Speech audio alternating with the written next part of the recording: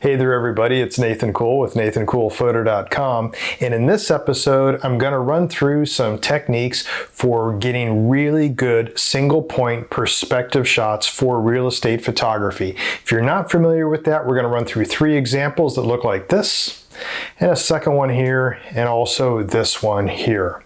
Now these are straight on shots. That's what it means by that single point perspective. Just means that we're focusing in on one single point, also known as a 1-point perspective. Don't need to worry too much about the terminology, but basically this is more difficult than doing an angled shot because we are working inside of what should look like a box, some type of perfect geometric shape. So where we're shooting at an angle, things are much more forgiving on what we might be aligned up for our horizontal alignment. So our vertical alignment, our level, those are fairly easy to achieve, but then when we throw in the horizontal alignment, as soon as we have to do one of these, it gets thrown off, because if we're not directly center where that horizontal alignment should be, the horizontal alignment will go off, and then you will have a perspective drop off. So you'll start seeing things go away because now you are angled away from it, so you are going to see a vanishing point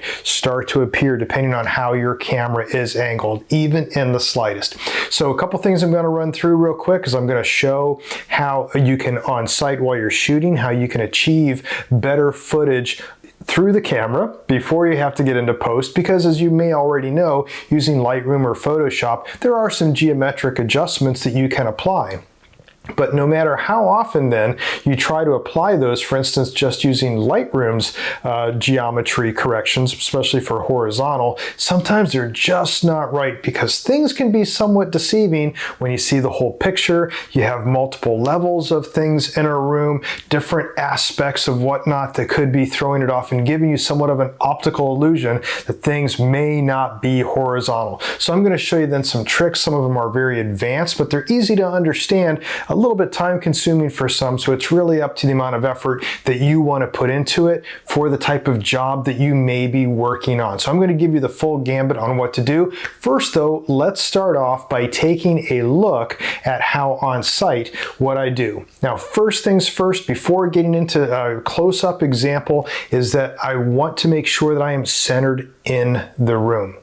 So I want to be centered wherever my single point should be, wherever that wants to be. Now most often, to make this easy on yourself, center yourself to the far wall or to that room if you can. And then if you need to later, you can crop it down from one side or the other to have something offset. If you try to shoot it offset, you're going to start getting that vanishing point. You're going to start getting some perspective loss, so it's going to start going away from you. So you want to be as straight on as possible. So try to find something in the center of the room, see if your camera is pointing straight for that, and then next let's go in really close and take a look at how I on site tend to adjust to make sure that I'm getting even close as possible before I get into post.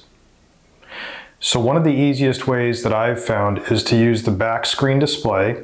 Now you can use a cam ranger if you want to, but the idea is that yes, I've got virtual horizon on here, and you can turn that on, turn that off. There's various things you can do on most cameras, showing like a grid display and whatnot. But what I've found to be most useful when doing this is to use the zoom control. So after you find your virtual horizon, you can just take usually it's your info button or something to get a clean display on your back screen, and then zoom in while you're in live mode. What you can do then is you can start scrolling up and down. Here on the Nikon D610, there's just these on the thumb wheel, you can go up and down, and what you want to do is line yourself up to where you see like maybe what you're trying to center on. So you want, like for instance, the edge of the counter here to be lined up, and then using your tripod you can then go back and forth to see how well that is lined up.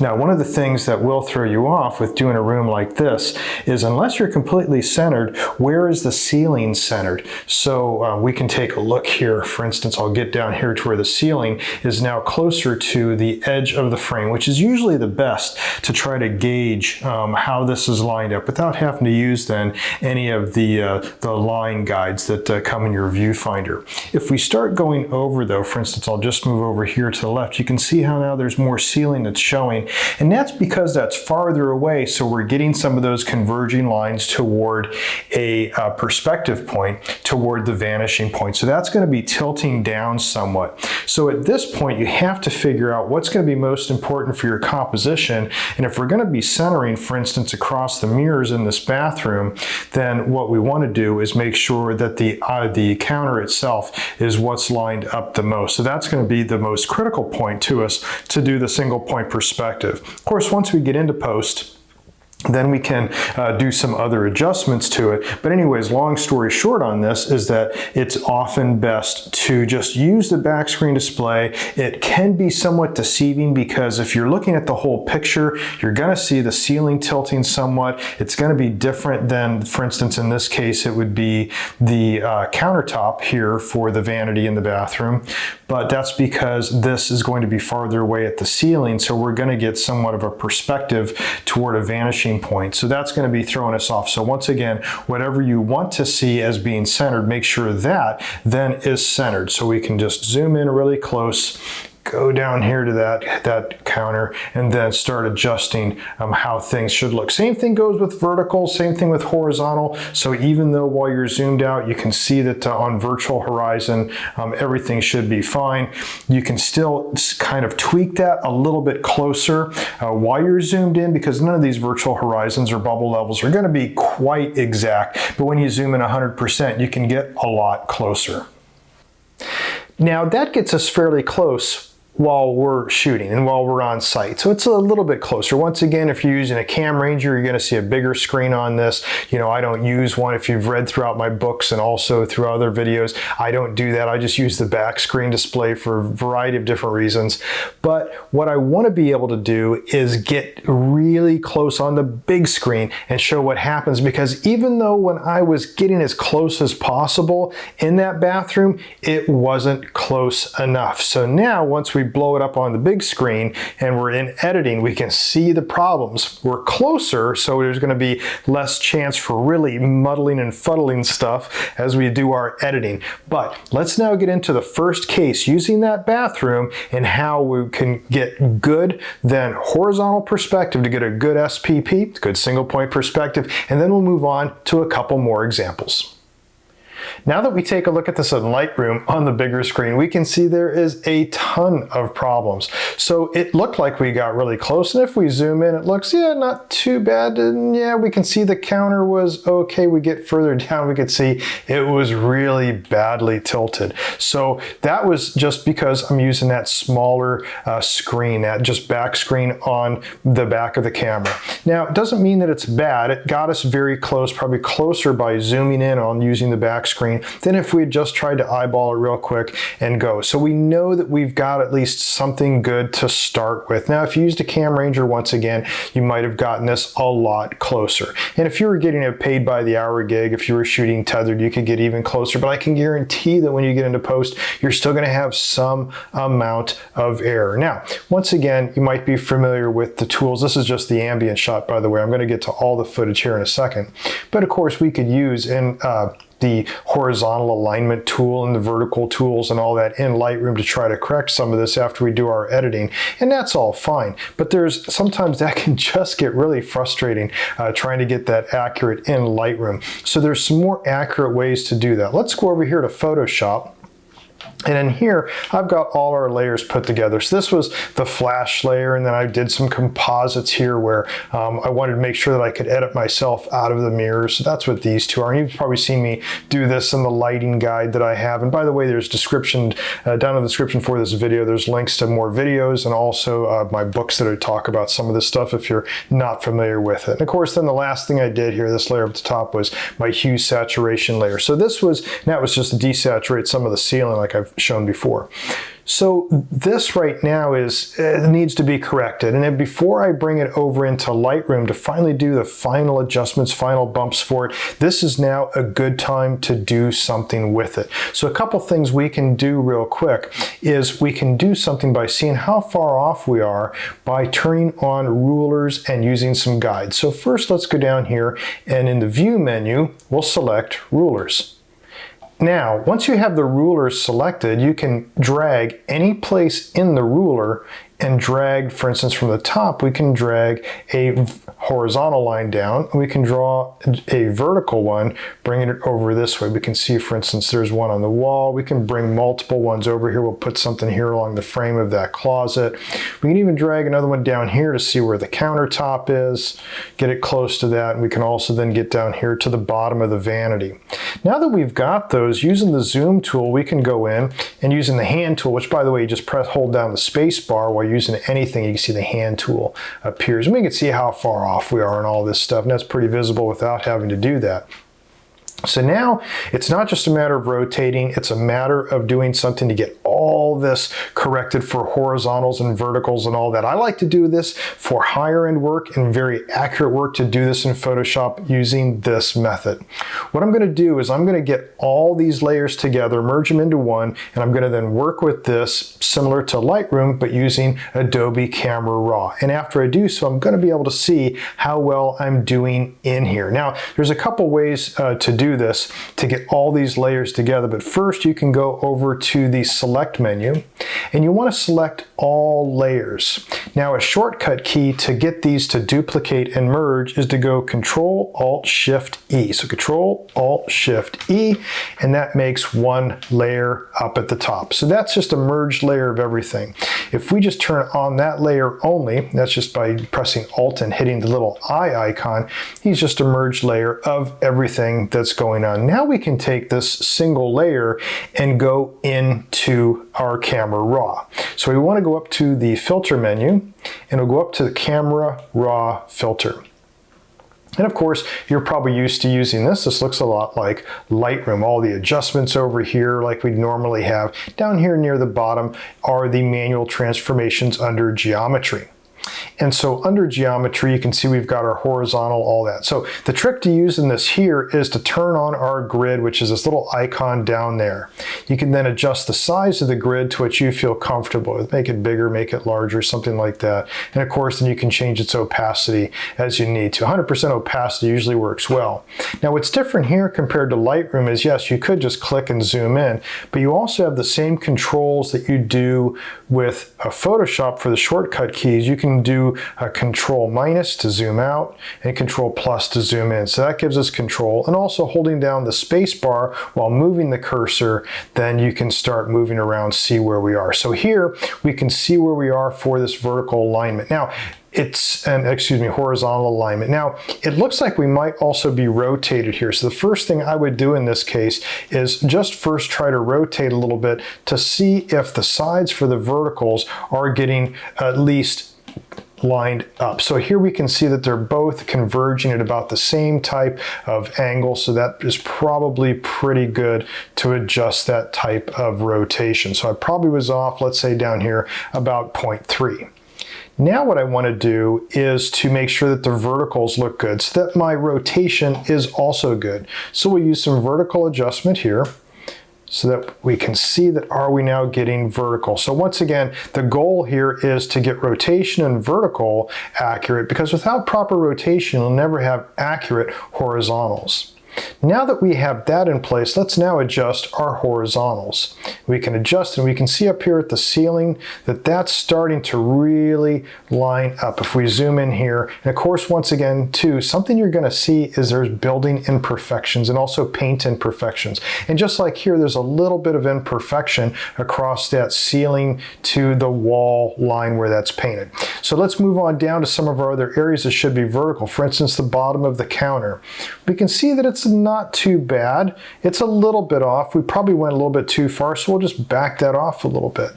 That lined it up pretty good. Let's check the bottom of the vanity also. We'll see how that looks, and that looks pretty good as well. Let's just click OK on this, and then we can go back here and see where our lines are now starting to line up here.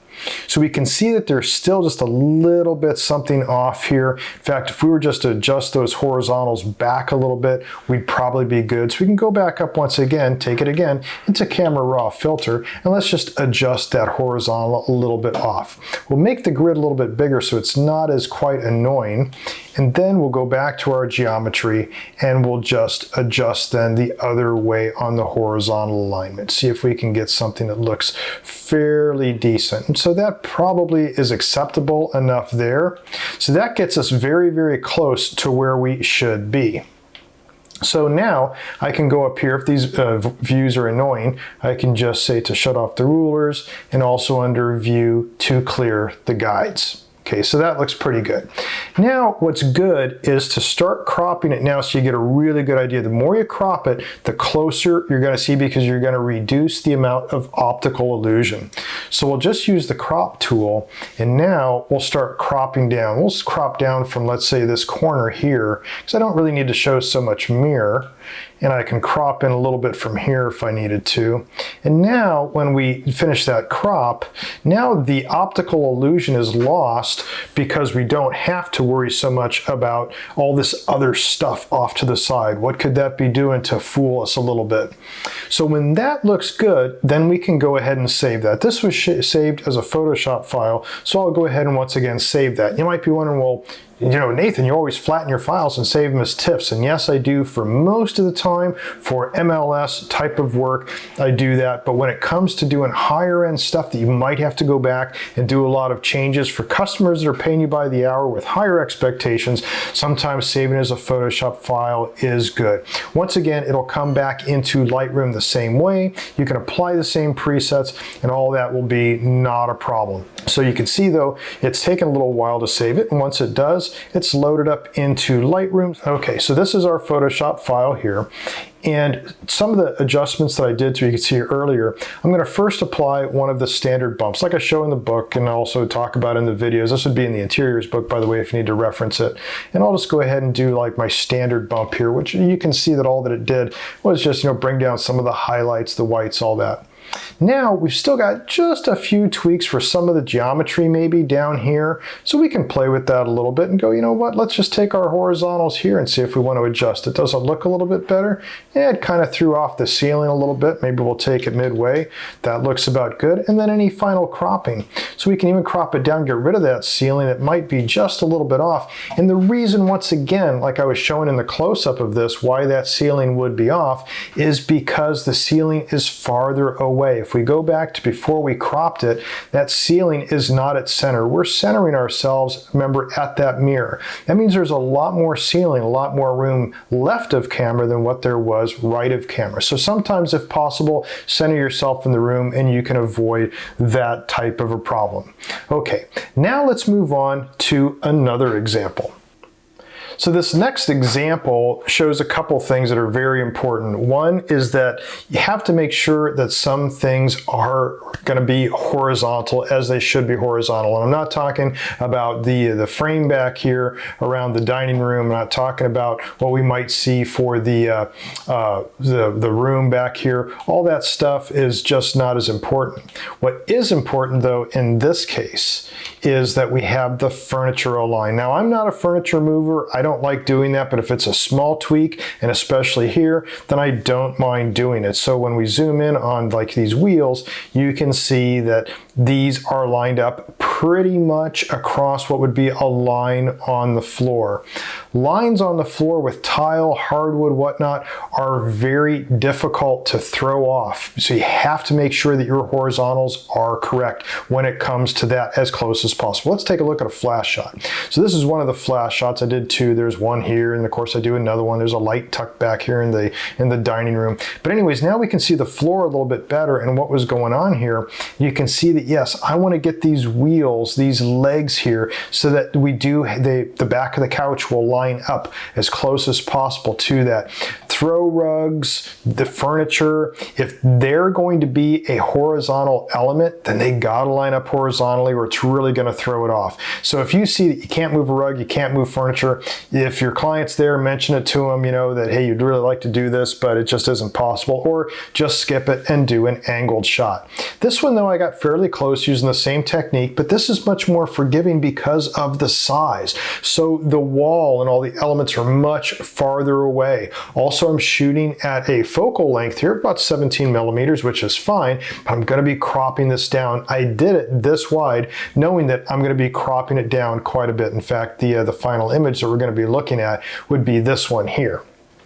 And you can see what I did was I cropped it down from the top right. So that helps us. And you can even see here, because I'm so close, immediately I'm not getting good vertical lines. I'm getting some convergence what's near the camera, where everything else then is better. So anything near the camera is going to be distorted all the more for this.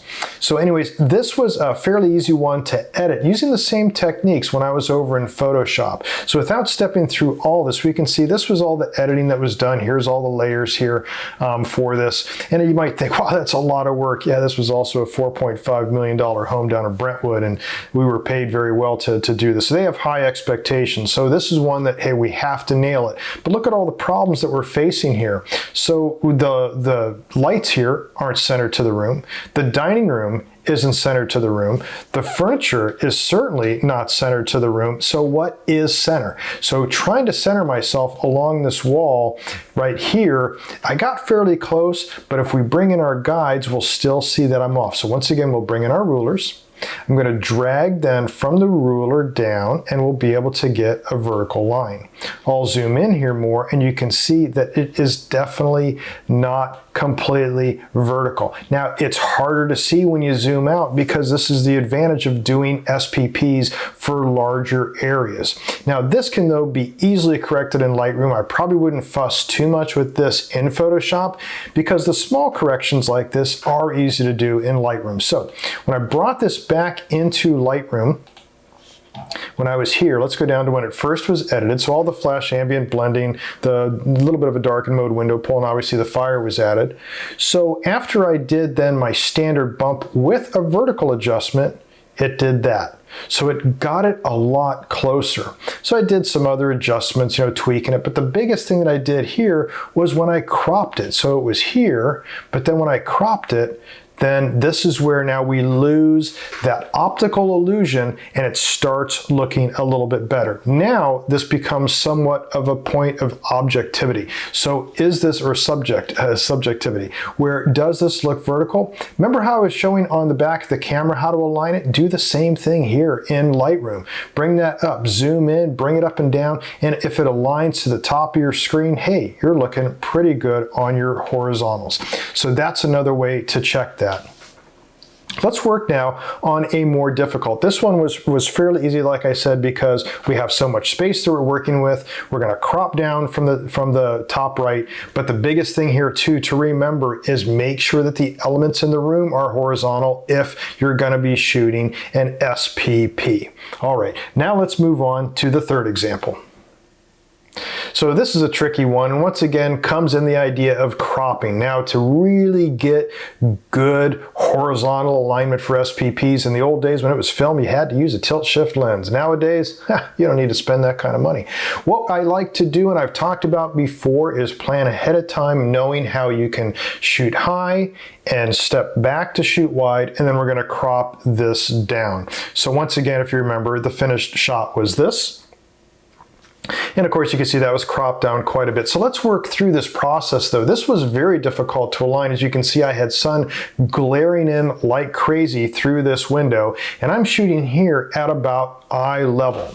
So after taking what I felt comfortable with an ambient shot, I did a flash shot. And a little side note here too, notice here that I upped my exposure by 0.5. I usually never apply anything but my standard pre-processing presets, except when I made a flub on site. In this case, without that, this one was, you can see my histogram was at center. I needed to have that right of center, as I talk about in the books and videos, for doing the exposure correctly. So anyways, did that, and then I've got this window pull here. I had some other window pulls that I used that did this, but for this example, let's take a look at this over in Photoshop. So here we've got the finished shot here that I worked on getting some other stuff. That happened to be, by the way, this little light. So you can see they didn't have a light bulb up there. So like I showed in the advanced editing book, that's just a simple light replacement technique. But the tricky part here was, before doing all of this, I was up against these different images. So are we vertical? Are we horizontal? Well, let's take a really close look. Once again, we'll go to View and we'll go to the rulers. And then from there, from the top, we drag down to see what our horizontal alignment looks like. So we'll bring one down here. We can see that we're probably not there. Let's bring another one down. Window frames tend to be also built to be horizontal, so we'll put one there. Now let's zoom in and see how we're looking. We can see here that we're not horizontal. If we bring in also a vertical guide over here, we can see that that wall is definitely not vertical. We'll bring in another one over here to this side as well. And we can see that, yeah, that might be, but it also is deceiving, looking like a little bit of a keystone look here, which tells me then we might be a little bit on the rotation side of things. Might be able to even tell that by bringing a guide over here and looking at that chain. That doesn't look so bad, so I'd feel comfortable with that. So anyways, what we want to do is to be able to have one single layer that we can work with. So what I did before was I did the same merge process here, and I put the light replacement here. And yeah, I could have gotten better with the window pull here. I darkened up that chandelier a little bit. But now let's take these two layers and let's just merge those together. Let's just say that's one layer. Now we can do a lot of other stuff. We can bring this, if we need to, then into Lightroom to see what we need to do. So we'll just go once again to our filter menu.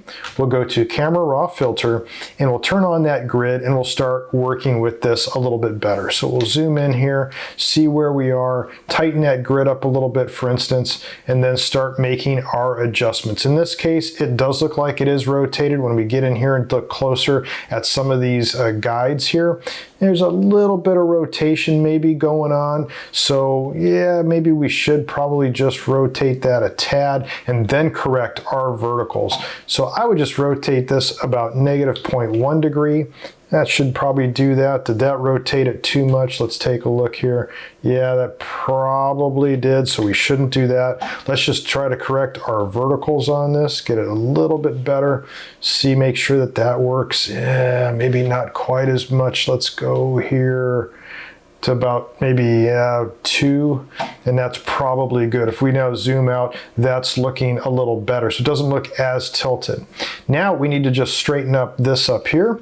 So we need to go up to the ceiling and see how close we are and get our horizontals aligned there. So let's go ahead and just tweak our horizontals there until we start seeing something start coming in to where it starts looking fairly well. That's okay. Now let's look over here. This is a problem because of the multiple depths. But luckily, since this was farther away and not so close to the camera, then it's going to be a lot more forgiving. We can see though that some of the verticals are a little bit off over here, but let's see how annoying that is. So let's just click OK, and we'll bring this back then, and now we can see on our guides that things are good. So before we did it, we can see how far off we were here on our guide. Now that we went ahead and made that correction, we're a lot closer on our guide.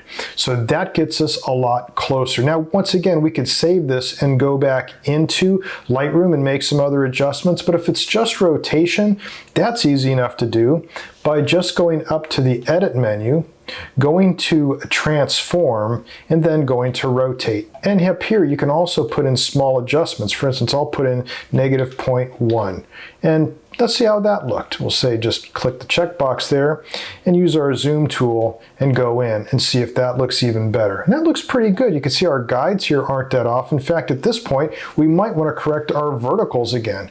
So if we do, let's just bring that back into Camera Raw Filter real quick. We could do this possibly in Lightroom at this point and not have to worry about this. But at this point then, I would probably bring all this forward just a little bit. So we'll go down to our geometry and we'll just go forward 1. And let's see, that did a pretty good job. Not too bad. So we'll just say OK on that. So these are just the techniques though that you can use depending on what, if you want to use Lightroom, if you want to use Photoshop. But the biggest thing here is, once again, we need to crop this down. So let's go ahead and crop this down. And we'll get rid of our rulers and guides for now. So let's just get rid of our rulers. We'll get rid of our guides. Over here, we'll clear guides. And now let's crop this down to make more sense out of it. So what I would probably do here is think about moving it so that we have a composition that looks more like about this. Let's get rid of more of this top stuff here. We don't need to see that much wall. We're after the views really to sell this place. And that looks pretty good there. Yeah, not too bad at this point too, if we're not seeing quite the level that we want or the horizontal alignment once we go back. And once again, when this was all said and done, the finished shot looked like this. Single point perspectives can be one of the most impactful type of architectural shots that you can do. For standard MLS photography, then for standard real estate stuff, just to show a house for a listing, sometimes it can be overkill, but it can still really show your clients that you are a pro. If you can nail an SPP, then you're showing them that you are a pro. But it can take a lot more time to really get it right. So you have to make that judgment call, is it worth it? So when you're doing architectural photography, when you're shooting stuff for designers and builders and whatnot, almost inevitably they're going to want to see that. It's very important, it's very impactful. So that's something to consider because those are higher paying gigs. Something I talk about, for instance, in the BizTech book when we talk about getting those per hour gigs. Another thing to consider too is if you're doing something for commercial work, a commercial building, a lot of times those will be, for instance, on the outside, they'll be sitting on a corner, so that's not a problem. That's shot at an angle. But when you're shooting signs and you're shooting the lobby and things like that at these buildings, you will be shooting straight on. So it's very important to do. Also, just high-end luxury real estate, also for listings, it's a very impactful picture for some composition. So keep an eye out for it. Practice it on what you do have, no matter what it is that you're shooting, and you'll start conquering some of these little techniques to make it faster and faster as time goes on. Anyways, I hope this video was useful for you and that you can use some of this in your photography as well. If you did like this video and you want to see more, you can subscribe to my YouTube channel. It won't cost you anything, and as soon as one of these videos is posted, you'll be the first to know. Thanks a lot for watching. Until next time, take care, be safe, and get out there and shoot something.